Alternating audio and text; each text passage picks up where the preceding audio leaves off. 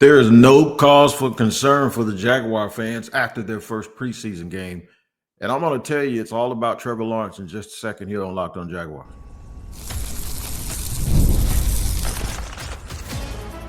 You are Locked On Jaguars, your daily Jacksonville Jaguars podcast. Part of the Locked On Podcast Network, your team every day. It is your team every day here on Locked On Jaguars. We thank you for making us your first listen. I'm Tony Wiggins, the host of the Locked On Jaguars podcast. You can find it wherever you get your podcast each and every day, whether you watch or listen. Make sure you tap in to that location. That's right. Today's episode is brought to you by Game Time. Download the Game Time app, create an account, and use the code Locked On NFL for $20 off your first purchase. Good morning and hello to the everydayers. Glad you can join me here. Like I said, if you're an everydayer, you already know it's your team every day. If you're new here, welcome. I'm glad you're here, and I'll give you a reason to come back. By the way, I've covered this team for a couple of decades, so the perspective that I have on training camp, while if you're not familiar with me, it may sound a little different, but it's kind of my way of looking at this thing through a certain lens, and that lens is the Jaguars fan base. So what we're going to do is we're going to talk about, at the end of the show, we're going to get to Trevor and Travis's impact on this team. And it has nothing to do with anything that they do while on the field. It's just a matter of who they are. In the middle, Cam's superpower advantage, that is Cam Little and his 70-yard field goal kicking self. We'll hit that. But we'll start with the good, bad, and the ugly from the preseason game. And I have to give you my apologies for not tapping in more this weekend. I had a tiny bit of a setback that did not allow me to speak for long periods of time. So my wife actually was happy about that part of it. My wife was actually pretty happy about the fact that I could not speak very much this weekend, but you guys weren't happy, but you were very, very patient, and I'm glad to be here. All right, the first preseason game came and went. Pittsburgh and Jacksonville, 6-point disadvantage for the good guys, losing that game the other day. I'm not going to bore you with going through statistics and all of those things from the game. You saw it. You know what the score is. You've had 36 hours to process it all. But I will give you some highlights from it. The highlights is the first thing that I wanted to watch and see was, can they transfer whatever they've been working on to the game field? And you guys know that that's been a big source of a headache for all of us, slow starts for the Jaguars. The person at the key of those slow starts, in my opinion, was Trevor, because he came out often and throwing high. So I did post the other night prior to the game starting. I wanted to make sure that we saw Trevor Lawrence come out relaxed and poised and putting the ball where he wanted it to be. For the most part, that's exactly what you saw. He looks like an improved Trevor Lawrence. He did not look like someone who, for the last 4.5, 5 years, have been playing behind a porous offensive line. He did not look like someone who was gun shy because of those things. So that's the good part for me. The bad part of it is, where's the defense, right? I got a theory about that, and I'm going to get to that in just a second. And the ugly was obviously the fact that Pittsburgh had their backups in on offense, at least at the skill position, and they went down the field at will twice in a row. So I got this little theory about that, right? That's going to have y'all relax just a little bit. One, both offense and defense are putting in new systems. And we know that. They, especially on defense, they're going from a man-to-man heavy team to a zone heavy team. And I asked head coach Dave Campo, as well as I was talking to Mark Duffner, former head coach and as well as defensive coach in this league for years, decades. Almost as old as, I'm going to say Mark's old as me, but I was asking the other day about zone and T-stepping and how you play it and why it's so difficult for guys that are usually man-to-man, going man-to-man. So it comes down to dudes that are used to playing man-to-man. It's like, I got him. I got this guy. You can even relate this to if you play basketball. I got this guy, and I'm going to follow him, right? But then you have to play a spot when you're playing a zone, and that's what the Jaguars are doing. But it does require you that when someone is in your area, you got to stick to them, right? It requires you to do that. It also requires you to be able to pass guys off and have communication. Well, this new defense, they're 2 or 3 weeks in, man. They don't have all of that. And mind you, they're playing a team in Pittsburgh that hasn't changed a coach in 18 years, the head coach. The Pittsburgh Steelers are what they have been for the last 2 decades, and it's the same thing.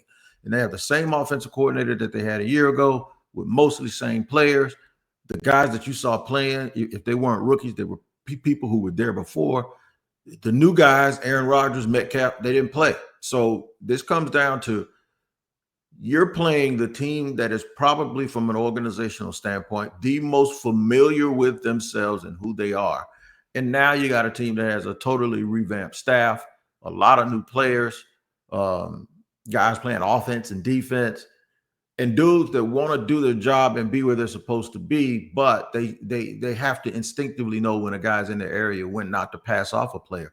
This is like watching the sausage get made, and this is the things that I was telling you about. Nobody wants to see how it's made, and that's what the preseason is. You got fans going to fan, and I know it's social media. I'm getting to the point where I want us to separate. They need a sarcasm font, or they need a font that says, this is your stat quo tweet or whatever it is here on social media. This is what we're doing. I'm just stirring the pot, because there were people that have already acted like they're giving up on this team, saying same old Jags. It's not the same old Jags. They're nowhere near the same team.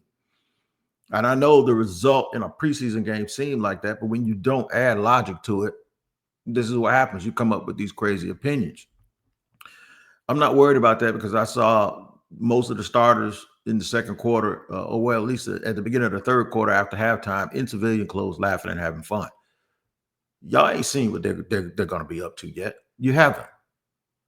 So there's no reason to draw a conclusion on anything other than when you want to compare individual players and wonder how that player is going to adapt to what he's doing new and what he's doing differently.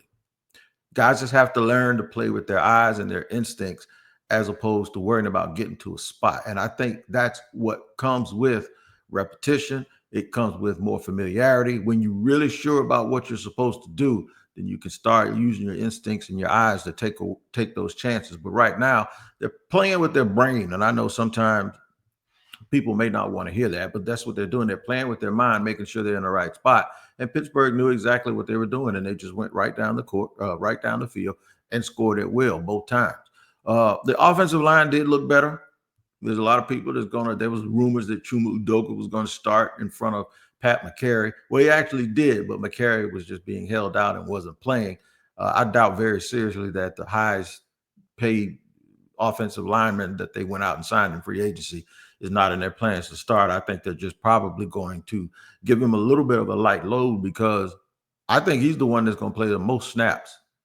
Because when somebody goes down, he's going to have to do a lot of moving around. So that's the good, the bad, and ugly. It wasn't as bad as you think if you use a little bit of logic to look at it. The good thing was Trevor Lawrence looked decent. The running backs looked good. There's a lot of competition, too, especially in the defensive backfield. We had some young guys really stepped up and played well. I saw Yasir Abdullah flying all over the place. And some of those young members of the secondary as well. I'll go through a little bit of this roster here in segment 2. But I want to first get to Cam Little. Made a 70-yard field goal that won't go in the record books because it is a preseason game. However, that little dude is special. And that extra little distance, those extra 10 yards that he can kick that field goal that nobody else can, or those 10 or 15 yards, makes a whale of a difference in the approach of this football team and will allow them to win some close games down the stretch. I'll get into that and how the field goal right before the half changed the atmosphere in the building and probably in the hearts of Jaguar fans. We'll do that in just a second here on Locked On Jaguars.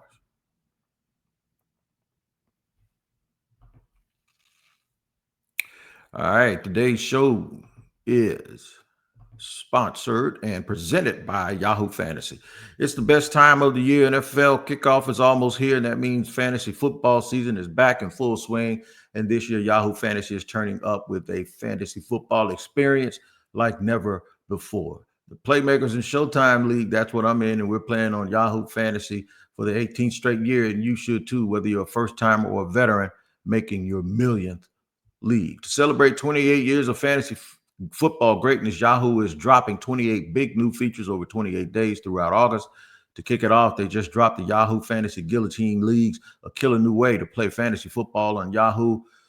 where the lowest scoring team gets eliminated each week until there's one team left standing. With the season around the corner, now is the time to get your league together and give the new mode a try. If you're more into the classics, you can still play head-to-head private leagues or join a public league. Stay tuned for more killer announcements and start playing Yahoo Fantasy Football now at yahoofantasy.com/LockedOnNFL.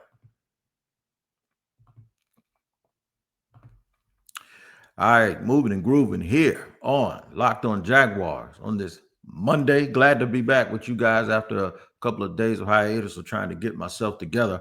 But look, nothing brings people back together like football and happy moments in football, viral moments involving the Jaguars that aren't negative, right?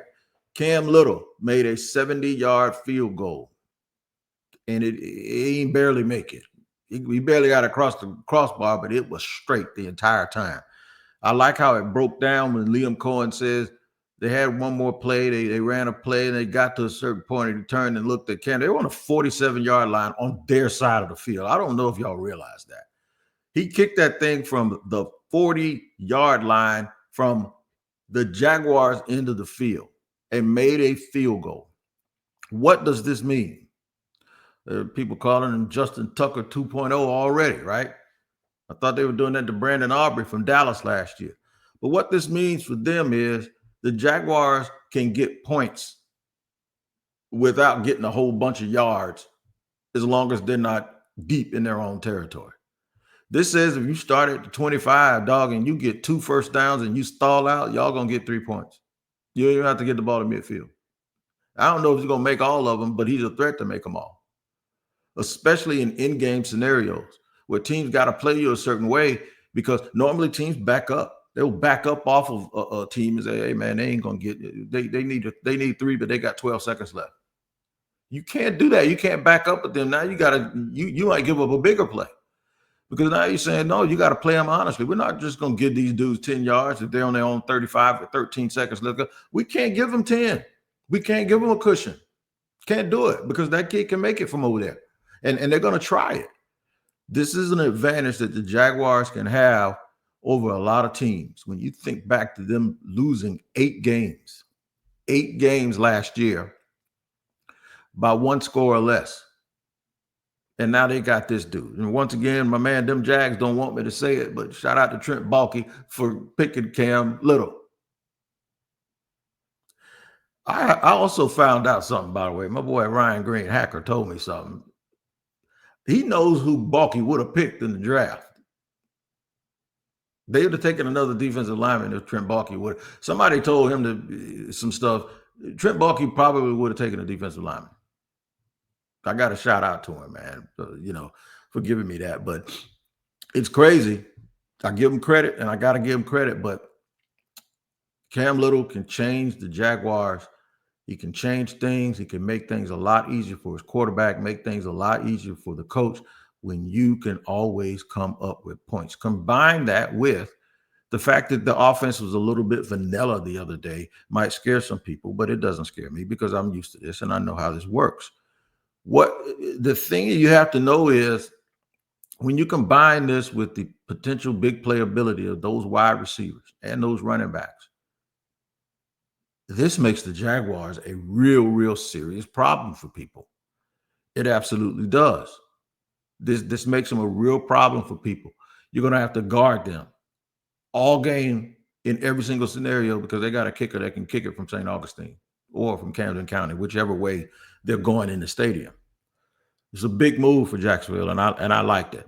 Let me talk about the defense real quick again, because they have to be able to get the Jaguars the ball back for all of these advantages to happen. I'm not concerned about their ability to stop the run yet. I am not concerned about them not being good enough at the defensive backs yet. I will tell you that I've come to the conclusion that they're a better defense with Travis Hunter playing corner. So I think because of Parker Washington's emergence, while the Jaguars will still use Travis Hunter a whole bunch on offense, I have been saying this since that kid was a sophomore at Colorado. He makes an impact. He makes a visible impact more as a wide receiver. And he puts points on the board. I think he makes a tremendous impact in the passing game because they had a coverage, quote unquote, coverage sack the other night. And the target was the dude that Travis was guarding, or that was in Travis's area. And he baited the quarterback to hold on to the ball a little longer. Now, he did miss a tackle, but that's not a concern to me. I think this tells you that he's going to play a little bit more defense than these first couple of weeks have basically given us a hint that he would. I think he is, because I think he's just that valuable, that instinctive, and he causes quarterbacks to think twice. I think on offense, really, he's dynamic. He's all of that. The Jaguars have Brian Thomas Jr., Diami Brown, and Parker Washington is having a whale of a camp. That doesn't mean that Travis isn't 1A with Brian Thomas. I think he is. It just means that, look, they can get it done over there too. You know, people were thinking they need more help at wide receiver. They can really get it done at corner. No. And if you're speculating as to why they played it so much, Liam Cohen basically was, I think, I want to make sure I get this right. I think he was talking to Kay Adams.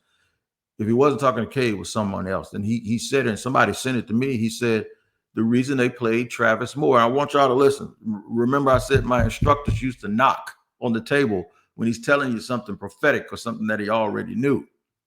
This is something I told y'all before training camp and all of that stuff even started. He's working more on offense because that's where more development was needed with him. He can roll, to quote somebody, I think it was either Cohen or Deion Sanders, somebody, he can roll out of bed and go play corner right now.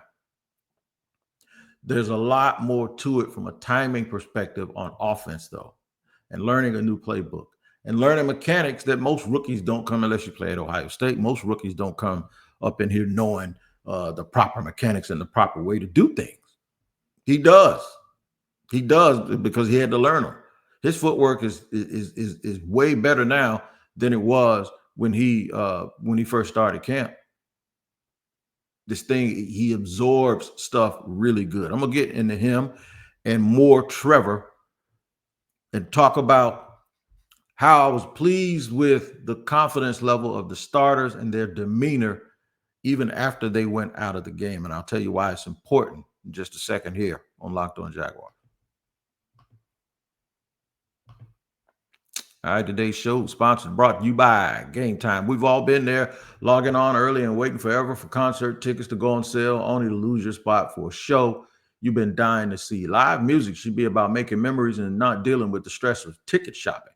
That's where Game Time comes in. Game Time makes getting concert tickets faster and easier than ever before. Prices actually drop as it gets closer to showtime, and you can save up to 60% off with the killer last-minute deals.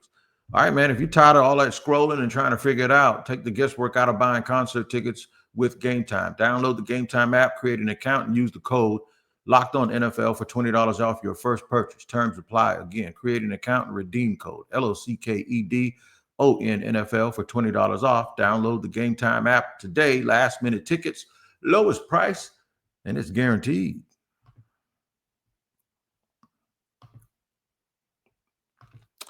Moving and grooving here on Locked On Jaguars. I'm Tony Wiggins, the host of the Locked On Jaguars podcast. As always, your team every day here on Locked On Jaguars. First preseason game went by. Jaguars lose. Mason Rudolph looks like the next coming of Ben Roethlisberger, and the restless are native. The natives are restless. I said the restless are native. The natives are restless because it didn't match the enthusiasm. It didn't match the things that they wanted to see. Well, it depends on what you're looking for. Two things that I noticed is Trevor Lawrence was very, very relaxed. They found ways to matriculate the ball down the field. They looked very, very competent in their approach and how they were going to do things. For a first-time coaching staff, there was only one time where a dude ran on the field late, I think. But they got to get the penalties too. The penalties on the offensive line, I think it hampered them from scoring touchdowns early in the game. Anton Harrison put him behind the sticks, immediately put him behind the sticks. And the Jaguars were trying to fight to get back ahead of the sticks, of the down and distance, and they just didn't do it while the starters were in. Trevor played one series, looked very, very good in my opinion, and I think they saw a lot of things they wanted to see, taking things from training into an actual game. Now, I know it didn't count, but it does. I think Travis Hunter played well, but the thing that I've warned people about with Travis is it's the Reggie Bush thing. And what that means is Reggie Bush was known for a bunch of big plays. And when he got to the league, those big plays became harder to make. Where he would get away before, he almost got away. And Travis Hunter was used to catching the ball and turning and outrunning people and out-angling people. Well, a couple of times he lost on the first downs. And then he took a poor angle on the tackle. And I don't think he got stiff armed. Some people saying he got stiff armed, but he took a poor angle on the tackle and he ended up falling down and missing the tackle. These things are going to happen, man. It's the NFL. You can get caught up in the hype thinking that every single time a player goes out there and everything he does is always going to work. It's not. It's the National Football League. But why am I okay with all of that? One, I told you, be careful watching how the sausages are made. But the other thing is the confidence level is on 10. I saw the dudes on the sideline. Confident, they ain't worried about none of that. They know that they still have stuff to work on. They know what they're doing in camp. They know everything was super, super vanilla for them. And they're a new bunch of people getting used to stuff, playing against a team that has been basically constructed. It seems like Pittsburgh is the same team they've been for the last 30 years, right? And Mike Tomlin at 18 years is the longest tenured coach. So there was going to be some things that looked easier for Pittsburgh than they did for Jacksonville. And I ain't got no problem with that. But it's a warning. It'll show you that there will be a lot of routine 4, 5, and 6 yard catches, and Travis won't break those tackles like he did in high school and college. That's just something that we have to make sure that we understand that reality. The other part of it is I'm just not going to ever think that with the team that they have that they're going to be out of a football game. I did notice that the offensive line, they gave us that stalemate that everyone talks about. Just like, man, we ain't got to be dominant. Let's just give us a stalemate. Just give us a reason to believe that we'll be okay, right? Well, they did that. They held their own. I thought Walker Little looked really good. I thought, they could still be more physical in the run game, obviously, but Pittsburgh is a very, very good team. A lot of talk about the hospital ball that Trevor Lawrence served up. He could probably stick that in there a little bit, but that's football. Maybe throw it a little behind him and drop him down so he doesn't take that hit that Brian Thomas Jr. took in the first quarter. There's a way you can place that ball so that doesn't happen. But everyone also acknowledges it was just a very good play by the Pittsburgh defensive back, and he read it and he saw it. And sometimes that's what happens with plays. Sometimes guys, this is football. They practice too, and they get a beat on you. Everybody does everything they're supposed to do. It was just the right defensive call and the right player in the right place at the right time. So there's no panic for me with that. I'm not worried about him serving up his wide receivers, getting banged up across the middle and all of that. No, I just wanted to see him look confident, and I saw that. I wanted to see Trevor look like he was in command, and I saw that too. You see a big difference when he left the game and they brought in Mr. Nick Mullins. I'm a little bit concerned now about the backup quarterback position. But, if we get into the point where we're worried about the backup because the starter isn't there, you're probably in a bad place anyway. Or anywho, how they say it. But, yeah. Travis and Trevor with the confidence, Josh Hines-Allen, Trayvon Walker, Jordan Lewis, Foy Oluokun, and a newly revamped, rebuilt-looking version of Devin Lloyd. All of those new running backs. I'm telling you, man. I was a little bit down for a minute because I thought everyone would go Debbie Downer on it. And then all of a sudden, this little 173-pound kicker saved the day and gave the Jaguars fans and team something to really, really be joyful and enthusiastic about. And it just changed the total feeling and the total atmosphere, if you will, of the entire evening. So I'm still super optimistic about this team and their prospects this year after game one. I like what I saw from Trevor. I like what I saw from Travis.